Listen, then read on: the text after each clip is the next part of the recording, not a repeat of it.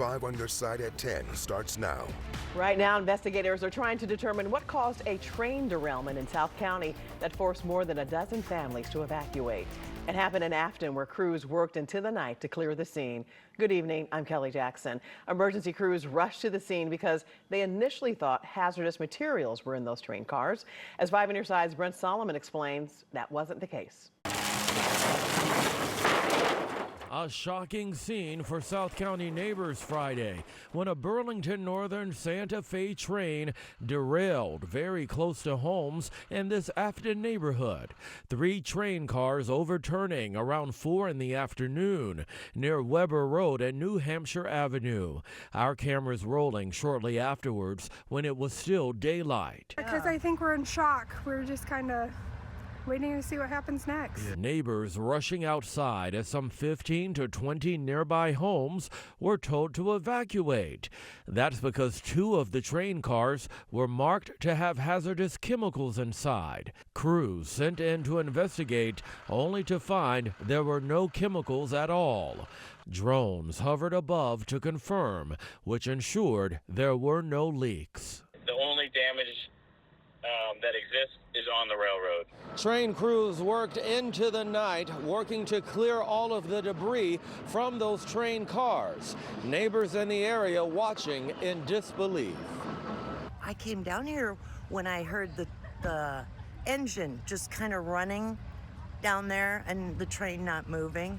But that's kind of been a fear after 30 years of having like a train derailment, because it would be right by your house. Right by my house. At one point, a heavy stench filled the area. Authorities later confirming it had nothing to do with the derailment, but may have come from a nearby plant.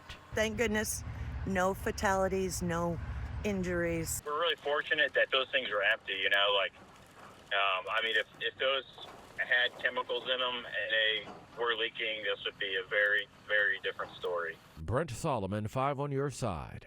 And we have reached out to Burlington Northern Santa Fe for comment. We'll let you know when we hear back. We are now learning more about this 14-year-old boy shot and killed 2 nights ago in unincorporated North St. Louis County. Police say a stray bullet hit DeJuan Morgan while he was in his home in Glasgow Village. New tonight, in an interview you will only see here, the teen's grief-stricken aunt tells 5 on your side's Robert Townsend about her nephew no one can believe is now gone. Just 5 months ago, 14-year-old DeJuan Morgan graduated from 8th grade in North St. Louis County and made his family proud. He was a very smart, intelligent kid. He loved to be outdoors, nature. He loved to fish. And he was really close with my son. He had a bright future ahead of him. A future cut short just after 6 Wednesday night. Neighbors told police 2 groups first argued and then lots of gunshots ripped across the air near Hobkirk and Banavie Drives in this Glasgow Village neighborhood. They were firing at each other. They were teens. There was no adults, that, as far as I know, involved. 2 bullets blasted through DeJuan's bedroom window. Sitting in his room, minding his business, doing nothing, playing his game, and stray bullets flew through the window. The 9th grader, who just started high school, a beautiful, nice kid, died. This is a horrible nightmare. It's a tragedy. No one should ever have to go through this. My nephew was only 14, and he lost his life to senseless gun violence. DeJuan's terrified mom, older and younger brothers were home at the time. They weren't physically hurt. Erica Davis's heart especially aches for her sister, who's missing her son. She is devastated. It's really, really rough for her right now. She can't do anything. She hasn't been sleeping really. She hasn't been eating, nothing. Neighbors told police after the shooting, the groups ran off. Several of them wore masks. There were 2 faces exposed. They took off running and started hopping over fences wherever they can get to try to get away. So at this point, a police spokesperson tells me there have been no arrests or updates in connection with DeJuan Morgan's case. The teen's family is praying that will change soon. My family is just will never be the same. We want justice for my nephew. He didn't deserve to lose his life like this. Robert Townsend, 5 on your side. Tonight, St. Louis police are asking for your help identifying 3 suspects connected to a drive-by shooting. It happened Wednesday morning on Washington Avenue. Police say an argument outside the Nara Hookah Lounge escalated to gunfire. A bystander was hit while picking up food at Pop's Kitchen downtown. He is expected to recover. Police are looking for 3 people and a dark-colored SUV used during that shooting. The suspects are considered armed and dangerous. If you recognize them, you are asked to call police. Tonight, we know how long the driver behind a deadly crash will spend in prison. Today, a judge sentenced Monty Henderson to 21 years. Prosecutors say Henderson was driving under the influence to pick up family members from a Drake concert on Valentine's Day last year. He was going about 74 miles per hour when he ran a red light. He hit and killed Leticia Bracero and her daughter, Alyssa Cordova, who were in town for the concert. In July, Henderson pleaded guilty to all 4 charges connected to the case. A law firm representing the parents of 17 Cardinal Ritter football players pepper sprayed by police in Ohio promises a thorough investigation. It happened a week ago after a game in Massillon outside Canton. Video shows police spraying the players during the handshake line. Lawyers say no players from the other team or coaches or staff were sprayed. The police chief says after fights and shoving between the teams, officers had to intervene. They say they followed the use of force policy. We are just hours away from the government shutdown entering its 11th day. Tonight, the Trump administration has begun firing federal workers. President Trump says the layoffs will be, quote, Democrat-oriented. It's unclear how many workers are being let go, but the White House plans to share official numbers over the next few days. The announcement comes the same day that many federal workers receive their final paychecks. They'll go unpaid until Congress agrees on a spending bill to reopen the government. Coming up, witness tampering, intimidation, and now courtroom drama. Why St. Louis leaders are now preparing for a possible future without Sheriff Alfred Montgomery. And temperatures, they were very comfortable. We got some changes ahead of the forecast and an all-important look at the kickoff weather from Alabama, Mizzou tomorrow. I got your forecast coming up next. Tonight, St. Louis Sheriff Alfred Montgomery is still on the job. Today, a judge rejected Missouri's Attorney General's latest push to remove Montgomery from office. 5 on Your Side's political editor Mark Maxwell attended today's hearing and has more on the impact of this ruling. That's what I would have said if I was handling a case like this as well. Retired Judge David Mason, acting as Sheriff Alfred Montgomery's attorney, came out of state court pleased with the judge's ruling to allow the indicted sheriff to stay on the job, even as he remains under house arrest on 5 federal felony charges of witness tampering and intimidation. Keep your eyes open. Look for the true evidence that comes out.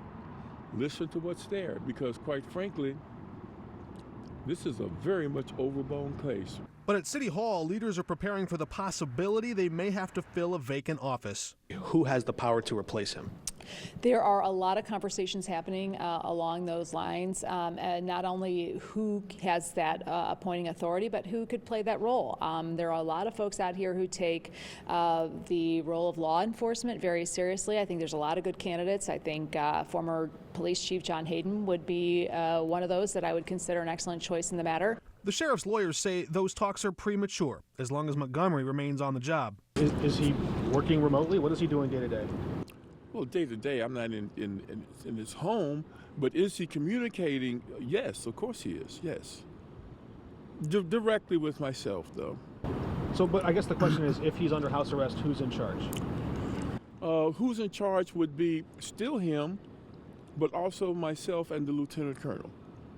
And things are moving smooth. Things are running very well. Remember, the federal judge didn't say, don't do your job. Don't call people. Don't make decisions. The federal judge simply said, stay home and stay at home until I see you Tuesday. Montgomery's next court hearing is scheduled for Tuesday. 5 on Your Side will be there. Tonight, thousands of visitors are in the Show Me State for this weekend's GalaxyCon. The 3-day event kicked off this morning at America Center in St. Louis. Excuse me. It's that mold count, Lance Blocker. Organizers call it the ultimate festival of fandom to celebrate comic books, pop culture, and more. It features more than 150 celebs, including St. Louis natives Ashley Eckstein from Star Wars, Lou Ferrigno, the Incredible Hulk, and Sean Gunn from Marvel's Guardian of the Galaxy. It's an event built with fans in mind. And they share this love, and they can find each other here and get together, meet some of the people that they love. But it's a really warm and welcoming, environment for fans and for people. They're really chill. People are polite and kind to one another, which the world needs a little more kindness these days. And I love conventions for that reason. The fun continues tomorrow and Sunday. Tickets are still on sale.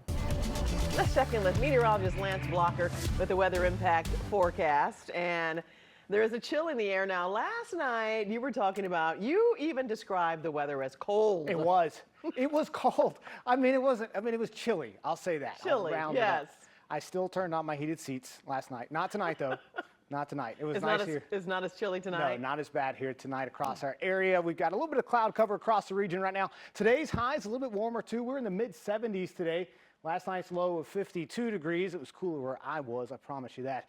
Temperatures tonight, not as bad. Even a few degrees warmer for us here. Mid-50s across the region. Upper 50s for us here in downtown St. Louis. Looking ahead to tomorrow night, a little bit cooler. Temperatures in the upper 40s to lower 50s across the region. Perhaps not so much off to our northwest. See the red dot right there. Let's see what that's all about. Let's zoom on. Oh, there it is. That's downtown Columbia tomorrow night after the big game against Alabama. Should be a great game tomorrow. Perfect weather. Downtown tomorrow night will be great as well. Post-game weather, awesome too, 80 degrees, taking on the Alabama Roll Tide. And hopefully Mizzou pulls it off. Definitely looking forward to that game. Big game for us here tomorrow. All right, also tomorrow we'll see highs into the upper 70s. Great weather no matter what you're doing tomorrow across the region, Saturday or Sunday. Highs topping out in the low 80s to start out the work week as well. Unfortunately, though, we stay dry through the extended forecast period in the next 5 days, but we are keeping a close watch on forecast models because they're starting to bring in perhaps a chance of rain in the long-term period. We're going to put this in motion. This is dry all the way through this. Forecast models are showing the possibility of a little bit more active setup as we get on into next weekend. So not this weekend, but next weekend. Of course, this is going to change 15 times between now and then. We'll keep you updated on that, but that's probably the best signal that we've seen in a little bit of time here. Over the next 5 days, again, next 7 days, really, everything's dry. No chance of rain. Unfortunately, Kelly, that mold count is still high. It's probably going to stay high as well. Looking ahead to next week, though, pleasant weather, even with the mold. All right, we'll take it. Yeah. All right, thank you, Lance. Thanks so much for joining us. Now here's Corey Miller with 5 on your sideline.